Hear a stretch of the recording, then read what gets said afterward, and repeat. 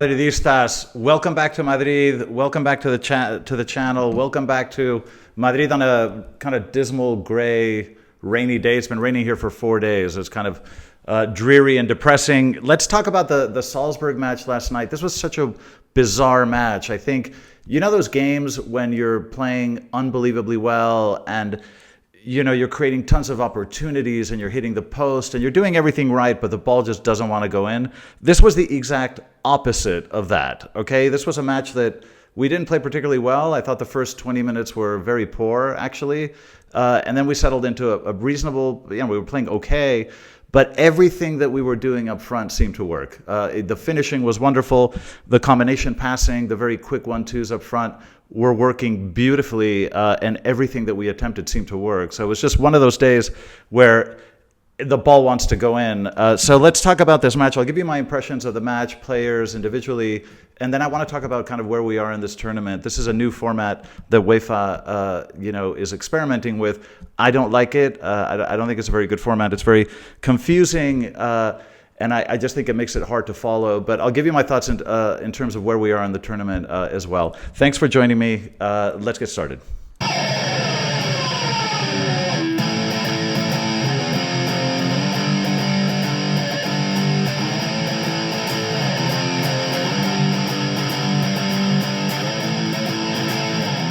Madridistas, welcome back. Let's talk about this really, really weird match last night, but I think that left us with a good taste in our mouth. I think there's some positive takeaways from last night's match. In terms of the lineup, this was, formation-wise, it was a 4-3-3.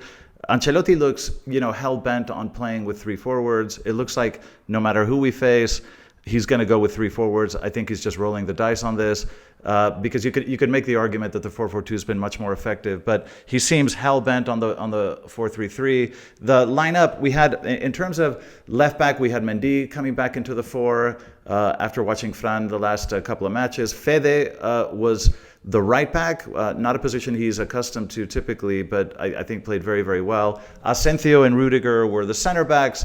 Courtois, of course, in goal. In the midfield, you had Ceballos, Luka Modric, and Jude a little bit further up. And then you had the three forwards, Rodrigo, Kylian, and Vini. So nothing tremendously surprising there. This match, the first 20 minutes were terrible.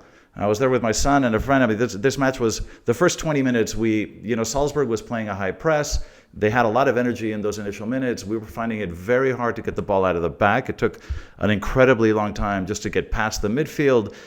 We looked a little bit slow. It's one of those matches. Real Madrid, as you guys know, has a tendency, especially against modest opposition, to come out and just sort of sometimes be flat, almost kind of like, okay, let's see what's going on, not really grabbing the game by the scruff, but kind of, they feel sometimes like spectators more than participants in the match. The first 20 minutes, I think, were a little bit like that. But then sort of out of the blue, and this is what Madrid has, we because we have such good individual players, out of the blue, without much development play, you just get a goal out of absolutely nothing.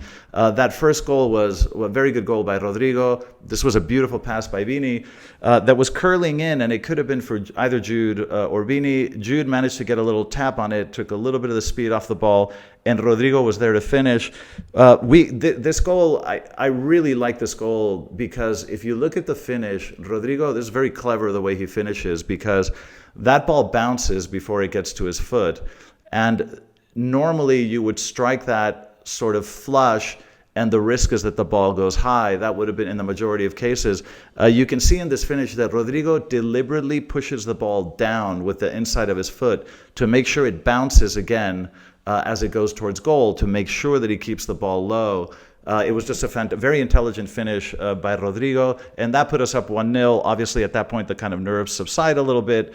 And Vini had another very good chance in the 26th minute. The ball went over the crossbar, but he could have scored there. And then, of course, the 2-0 came in the 34th minute, which was another phenomenal goal by Rodrigo. And this was a beautiful goal because the quick passing, the give and go between Rodrigo and Jude was just a thing of beauty. Jude returns the ball to Rodrigo with a little back heel, just a beautiful move. He has his back to goal, and with a little back heel, puts the ball right into Rodrigo's stride, who's able to finish, first touch. with a perfect curl to the second post. This was, again, a very high-quality finish by Rodrigo. The second half looked a little bit easier, a little bit better. We were, I think Salzburg didn't have the energy to maintain that high press anymore. I think they looked a little more tired, and we had a lot more time on the ball. The possessions were a lot longer. We looked a lot more comfortable. The scoreline was in our favor. And at that point, it really just looked like we were just going to manage the game fairly comfortably, not playing spectacular football, but just more comfortable. The third goal, in the 54th minute, we had the goal by Vini, which was just a beautiful pass by Luka Modric into space. Vini with a nice little cut and a very clinical finish. These are the type of goals that Vini would miss in the first sort of 3 years that he was at the club. But now he's really, he knows how to put these things away now. And it's such a great comfort that, those were plays that would be very frustrating when Vini first started in Real Madrid. But now we can count on him to finish these one-on-ones, which is really great to see. But that was a wonderful goal. The Vini's second goal came in the 76th minute. This was another absolutely beautiful play by Vini. He had a very quiet first half, but in the second half woke up. And, again, Vini is one of these players that, even if he screws up 7 times in a row, he will always keep trying. And that 8th or 9th time, eventually he will make a difference. Sooner or later, one of these plays will work, and Vini will hurt you. Sooner or later, Vini will hurt you. The goal in the 76th minute was just fantastic. Dribbles, sort of fakes and dribbles 2 defenders inside the box, and then puts the ball away. Salzburg had a goal, a very nice volley, just to kind of, redeem a little bit of self-respect here, make it 5-1 instead of 5-0. I think that the positive, look, this was a kind of sluggish, slow performance, but I think that the takeaways are quite positive in one sense, and that is that the combination passing up front between the 3 forwards and the link-up play between the midfield and the forwards is improving a lot. Ceballos and Luka Modric delivered some very nice balls, through balls, getting behind the defense. I think that the connectivity between the midfield and the strikers was good. It's improving. The passing between the strikers is improving a lot, and it looks automatic now. It looks like stuff that's rehearsed. It looks like a team that has been practicing together. Very quick 1-2s. The players knowing what the other player is going to do, and catching the defense, by surprise. So I think there are some positive takeaways. Again, not a spectacular match, but some of the link-up play very good, and the finishing was just outstanding. So in terms of beauty, these goals were just fun. 4 of the 5 goals were great. By the way, I didn't mention the Kylian Mbappe goal. Which was the third goal. I need to mention that because if you notice in the goal, this was obviously a mistake by the goalkeeper. He sort of coughs up the ball, and Mbappe is left to score alone in front of goal. But this is something that this reminded me a lot of Benzema against PSG in 2022. When he presses Donnarumma ends up making the mistake. Vini gets the ball, and that was the first of the 3 goals in the comeback against PSG in 2022. And this reminded me a lot of that play because it was a kind of dead situation, but Kylian insisted on pressing the goalkeeper. He made that extra run. He pressed that extra little bit, those extra few meters to put pressure on the goalkeeper and forced him to cough up that ball. But it's incredibly encouraging because this is the kind of effort that we want to see Kylian make. We want to see him backtrack. We want to see him put pressure on defenders and on the goalkeeper. And again, this was a goal that was earned entirely by Kylian making that extra effort. So, important to mention that one as well. In terms of individual players, just very quickly, Courtois, not much to judge, okay? He really didn't intervene much. I don't think he could have done anything in the goal. The goal was kind of, a man is alone right on the penalty spot and volleys, and hits the ball incredibly hard like that. There's very little I think Courtois could do. Other than that, I don't think he was tested very much, so I don't think we can, draw a lot of conclusions in terms of Courtois. Fede, I think, was fantastic. He started the match, played most of the match, about 60 minutes as right back. At this point, Fede, he's just not capable of playing a bad game. I mean, I can't remember the last time I saw Valverde play a poor game. I mean, he'll make a mistake once in a while, very unusual, but he just is so consistent. And at this point, I mean, we could ask him to play goalkeeper, and he'd probably do an amazing job. I mean, Fede's just become the most reliable player that we have, and he's playing so many minutes, I'm worried he might get injured.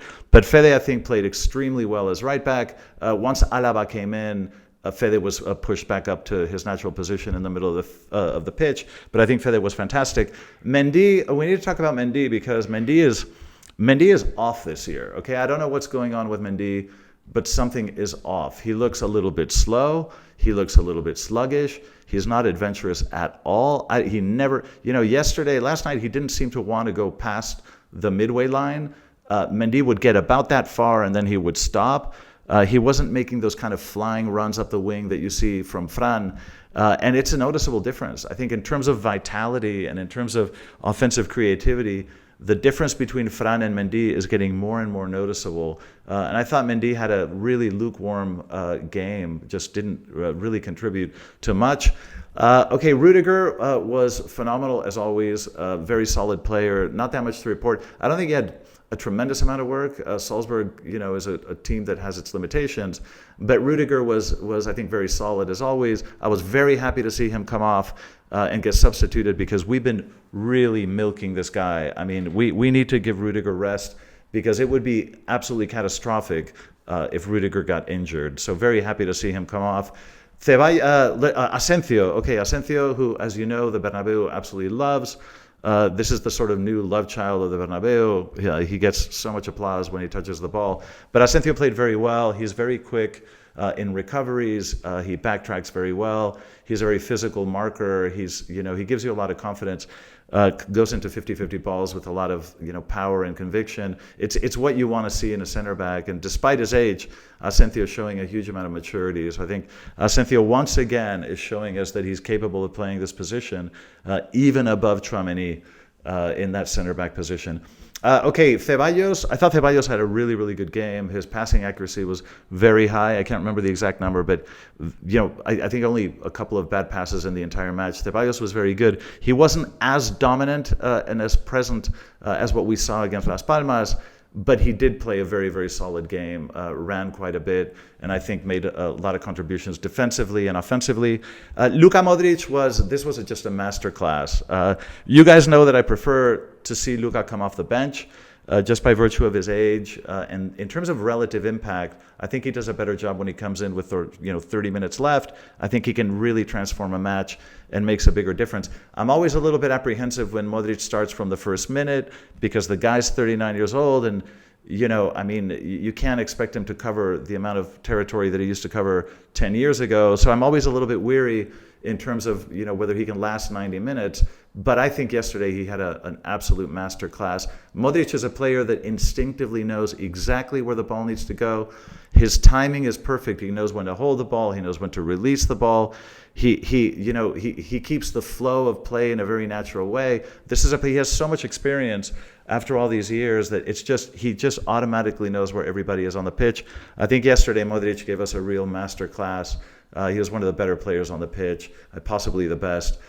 Jude, by the way, if Modric wasn't the best player on the pitch, Jude would have been. I think Jude played another fantastic match. He really is becoming, obviously when we play, we've discussed this before, when we play the 4-4-2, the advantage is that Jude can take advantage of that middle channel and come up the middle, and he has space to become a sort of number 9, a false number 9, and that produces a huge amount of goals. Now, that's kind of how I'd like to see him play, in a 4-4-2 with a diamond where he plays the 10 position just behind the forwards.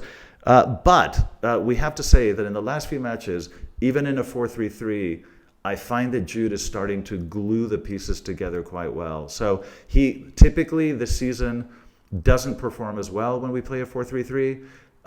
But I think that it's starting to work. It's starting to work because yesterday I think he was fantastic, pushing the ball up the middle, protecting the ball, knowing when to release, finding passes. He's just a wonderful player and wonderfully elegant. We were commenting yesterday on his technique. He's just a wonderful player to watch. He has that beautiful balance and elegance about him. Jude, I think, had a fantastic match and I think is growing into the role, the very different types of roles, but I think he's growing into all of them. And he's just a phenomenal player. Vini, this was a tale of two different halves. Okay, the first half I think Vini was slow, sluggish, didn't seem to get involved, didn't want to take people on. He seemed late to a lot of balls. He seemed just a fraction late in terms of 50-50 balls. But then all of a sudden in the second half, he turns it on. And this is the thing with Vini, and we've discussed this many times. He only needs one or two of these plays to work, and he will change the game for you. The two goals were absolutely spectacular technically, and I think they're going to lift his spirits a lot. I think Vini was sort of, it worried me a little bit in the first half when I saw him so flat, but those two goals in the second half, I think, just remind us of who he is and why he needs to start pretty much every match. Kylian had a really good game. I don't think it was as dominant as the Las Palmas performance, but I think Kylian played very well. He looks looser. He looks happier. You can just sense that he doesn't have that anxiety. He felt really, at the beginning of the season, very stifled, very kind of constrained. He felt stiff in a way, but now I think he's moving in the pitch and with the ball with a lot more fluidity. He looks more relaxed, a little bit more adventurous. He's willing to try things, but he looks positive. He's kind of radiating a positive ness about him. And I think his mental state has improved a lot, and it's showing in his play.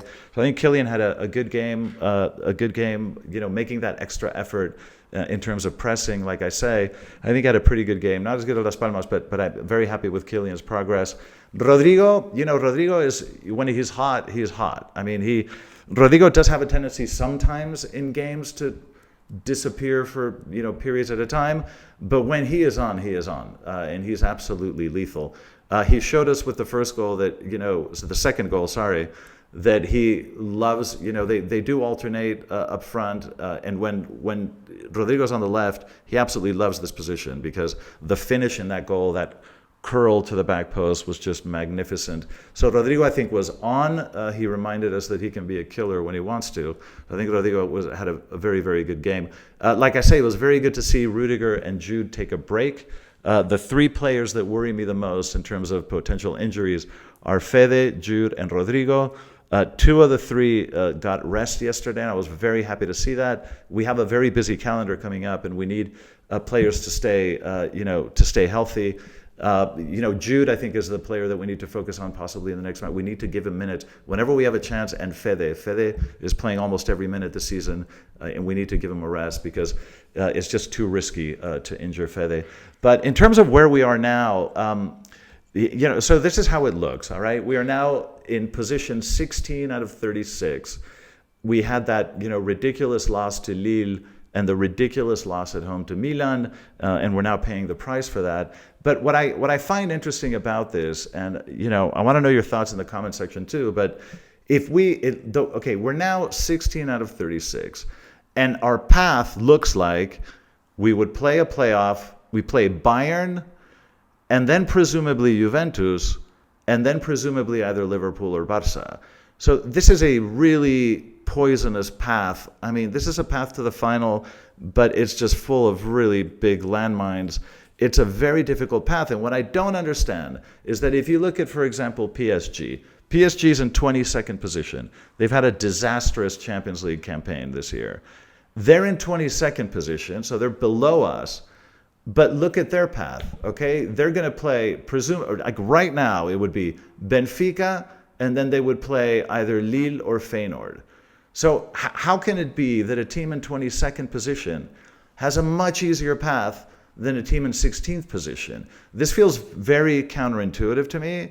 And if you kind of look at the brackets now, in order to kind of avoid really tough teams until later, we would either have to push ourselves up to the 11, 12, 13, 14 position, or lose and get ourselves down into the sort of the high 20s. And ironically, in the high 20s, our opposition would be easier than if we stay in the mid-teens. It's just very, very bizarre. Obviously, we're going to try to win the remaining matches. But the path as it looks right now is pretty grisly. This was a response. This is UEFA's response to the Super League. Okay, so they changed the format because Seferin, who runs UEFA, is very upset with Florentino Perez and Real Madrid because Real Madrid is the club that's pushing for this idea of a European Super League. I didn't like the first format. The first proposal I didn't like. I've discussed this in a separate video. I didn't even like the second proposal because I still think it protected big teams a little bit too much. The beauty of football is allowing the smaller teams to come up and make it to the top. And I didn't like either of the two format proposals. But because Real Madrid is the club proposing this, Ceferin and UEFA absolutely hate Real Madrid. This is why Vini didn't win the Ballon d'Or. UEFA and Ceferin were behind this. But this format is UEFA's response to the Super League proposal. And I got to tell you, it's not working for me. Okay, I find it confusing. I find it kind of hard to follow. Even the dates are a little bit confusing in terms of who plays when, and it doesn't seem to really be a pure meritocracy, because, like I say, we're better positioned than PSG. Somehow we have much more difficult rivals. That doesn't seem to make sense. So I think this is an experiment. I don't like it. I'd love to see the Champions League go back to the previous format, or to finally roll out a Super League with a format that is democratic and inclusive enough for smaller teams and that doesn't overly protect the big clubs. I would be in favor of that if we can come up with a good format. But this particular format this year, I don't like at all. But anyway, those are my thoughts on the match last night. I'd love to hear yours. So please let me know what you think in the comment section. But thanks for joining me as always. I'll see you guys in the next video. And as always, a la Madrid.